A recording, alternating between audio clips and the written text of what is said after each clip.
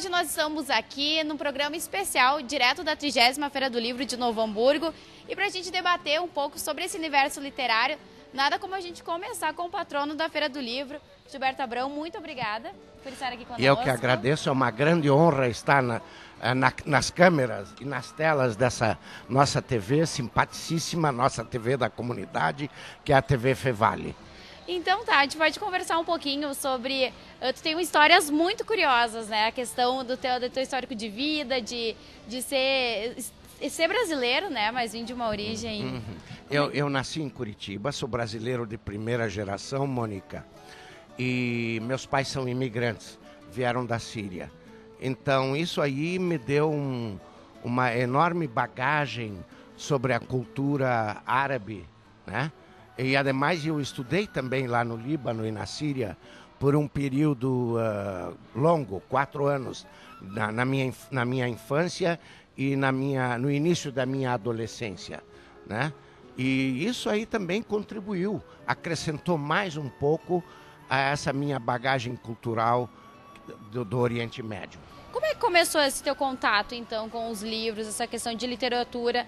Desde cedo tu vinha guardando essas histórias para no futuro colocá-las no papel? Sim, Mônica, eu desde o princípio, desde a minha juventude, eu sempre gostei de literatura. Eu li muitos clássicos da literatura brasileira e também da literatura mundial, Gabriel Garcia Marques, Thomas Mann, Leon Tolstói, eu li todos esses. Dos brasileiros eu li muito Machado de Assis, eu li o nosso queridíssimo Jorge Amado, né? Enfim, muitos, e eu me alimentava com eles, aprendi muito com eles. E só comecei a escrever, aliás, quando eu estava nos meus 20s, tinha uma coluna de um jornal de Porto Alegre destinada ao Vale dos Sinos, né, dirigida ao Vale dos Sinos, que se chamava exatamente Vale dos Sinos. E eu tinha uma coluna ali, né, nesse suplemento, né, eu tinha uma coluna ali que se chamava Sol e Chuva.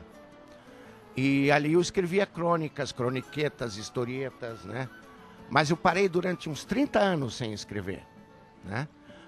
Até que a professora Juraci Saraiva, a doutora Juraci Saraiva, de literatura, insistiu durante todo um monte de tempo e me disse, olha, você tem que escrever um livro. E acabei escrevendo, aos 66 anos, o Mohamed o Latueiro.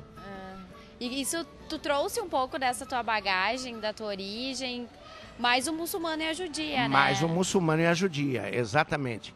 Bom, o Muçulmano são 2 livros distintos, vamos dizer assim, de 2 personalidades diferentes. O Mohamed o Latueiro carrega muito essa bagagem que eu trouxe, né? Porque inclusive tem alguns detalhes ali que eu coloquei como experiências pessoais, que vieram das minhas experiências pessoais. A ida a Suez, né? A ida ao Líbano para aprender o árabe de um dos personagens, digamos, é derivada da minha própria experiência pessoal. Já o Muçulmano e a Judia é uma saga, é calcado em cima, é uma história de amor, né? Calcado em cima de um fato político, de ódio entre 2 povos. Como diria, um Romeu e Julieta contextualizado dentro de uma situação atual, que é, digamos assim, o conflito árabe-israelense, né? Ela é judia e ele é muçulmano, ambos são brasileiros. Ambos nasceram aqui no Brasil e foram se conhecer lá em Israel /Palestina. Por que eu digo barra? Porque os árabes chamam de Palestina ocupada, e os judeus chamam de Israel, né? E se conheceram lá e se amaram, e aí então surgiu o conflito. Sim, e como é que essa história se passou, então, nesses dois povos, nessas duas culturas? Tu vê isso no Brasil ainda, por mais que nós estamos em 2012, a questão até dos direitos da mulher, tu vê muito essa questão, às vezes, de discriminação ou até de conflito entre... Aqui no Brasil? Não, nós somos uma sociedade muito aberta, né? Nós aqui tivemos imigrações dos mais variados cantos do mundo, né? Nós temos aqui italianos, né? Alemães, poloneses, russos, né? Que vieram da Europa, depois os árabes que vieram da Síria, do Líbano e mais recentemente da Palestina, né? Os árabes, a maior força de imigração dos árabes atuais veio da Palestina, depois que os judeus tomaram conta da Palestina e transformaram em Israel. E nós temos imigrações mais recentes, a coreana, a chinesa, a japonesa. Então, nós somos um caldeirão cultural e nós somos todos brasileiros, né? Os conflitos aqui desaparecem, né? Eu tenho amigos judeus, né? Tenho amigos das mais variadas vertentes étnicas, não é? E todos nós nos damos muito bem. Não há nem... Claro que a gente tem as nossas questões políticas, mas não são trazidas aqui no Brasil, né? E que para nós é uma grande vantagem. Nós temos uma diferença, por exemplo, sobre os Estados Unidos. Nos Estados Unidos, as comunidades se mantiveram fechadas e, por exemplo, contatos entre judeus e árabes lá é muito mais difícil. Aqui não. Aqui a gente socializa, trabalha junto, né? Se confraterniza de vez em quando, né? Emite sua opinião sem que ninguém se oponha. Há oposição, mas não há proibição de você emitir sua opinião, não é? Essa é a grande vantagem de ser brasileiro, graças a Deus. E tu tem essa questão cultural tão forte que tu também trouxe a primeira escola, né? Tu fundou a primeira escola de inglês aqui em Novo Hamburgo, é verdade. Eu estava em Porto Alegre porque eu estou aqui no Rio Grande do Sul desde 1965. Foi a minha namorada que me trouxe para cá, hoje minha esposa, né? E eu estava em Porto Alegre, daí o diretor regional dessa escola de âmbito nacional me convidou a abrir uma escola aqui. Na época a gente chamava de licenciamento, né? Hoje tem o termo de franquia, um termo mais moderno. E eu vim para cá com a cara e a coragem, né? E os meus colegas lá, na época Novo Hamburgo era uma cidade, entre aspas, mais alemã, né?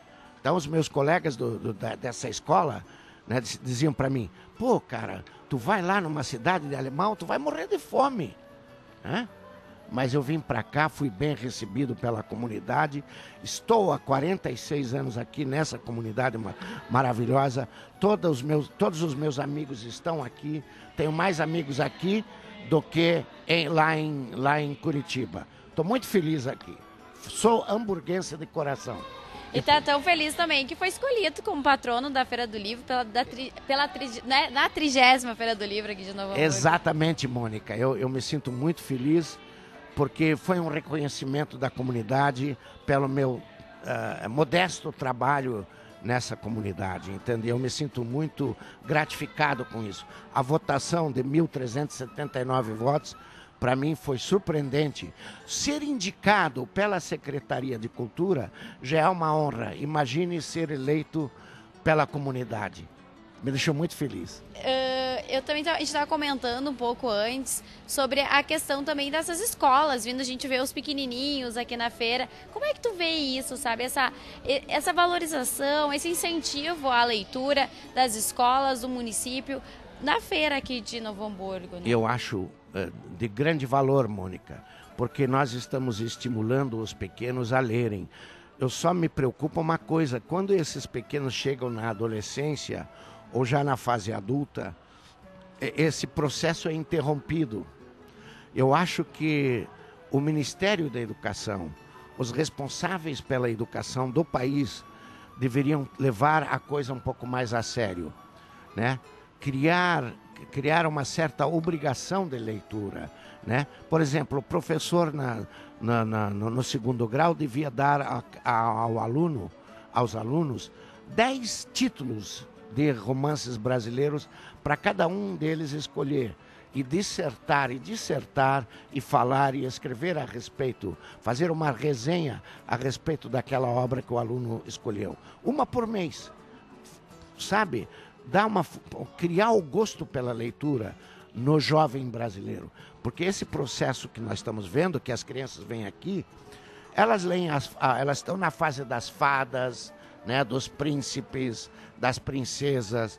Depois é interrompida essa fase, né? Depois não vão mais. A literatura adulta é muito negligenciada aqui no nosso país, infelizmente. Mas espero que isso aí mude.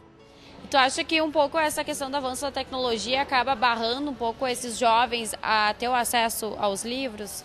Mas são com iniciativas como a Feira do Livro que podem estreitar essa relação? Eu acho que... Bom, o avanço tecnológico tem uma parcela de culpa, né? O computador que entretém o jovem, né? Através das suas redes sociais, Facebook, MSN, YouTube, tudo isso, né? Mas não é totalmente culpado. Eu acho que nós, adultos, somos culpados pela não sequência do processo de educação do jovem adulto à leitura, né? A escola, eu considero ela a maior culpada. Porque o pai vem aqui, traz o filho, a filha pequenininha, de 6, 7 anos, está recém iniciando a ler, e ele compra esses livrinhos, né? Do príncipe, da princesa, da fada, madrinha, do dragão, de toda aquela história, né? Mas e depois? E mais adiante, né? E mais adiante? Onde está... digamos assim, a compensação para que o jovem adulto leia e fique gratificado com a leitura e viaje e aprenda com o livro? Onde está? É interrompida esse processo. E que dica não tu daria para as pessoas que não são acostumadas a ler muito, assim, para... Peguem um livro e façam uma primeira experiência. Peguem um livro que alguém indicou, que alguém falou. Olha... O livro de fulano, esse livro aqui é muito bom, você vai gostar, leia.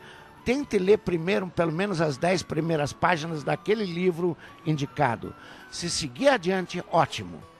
Então tá certo, muito obrigada, Gilberto, pela sua participação aqui conosco. Foi uma grande honra, um grande prazer. Então tá certo, muito obrigada. E Eu a gente que vai agradeço. continuar com os nossos bate-papos, este especial direto da 30ª Feira do Livro, aqui em Novo Hamburgo.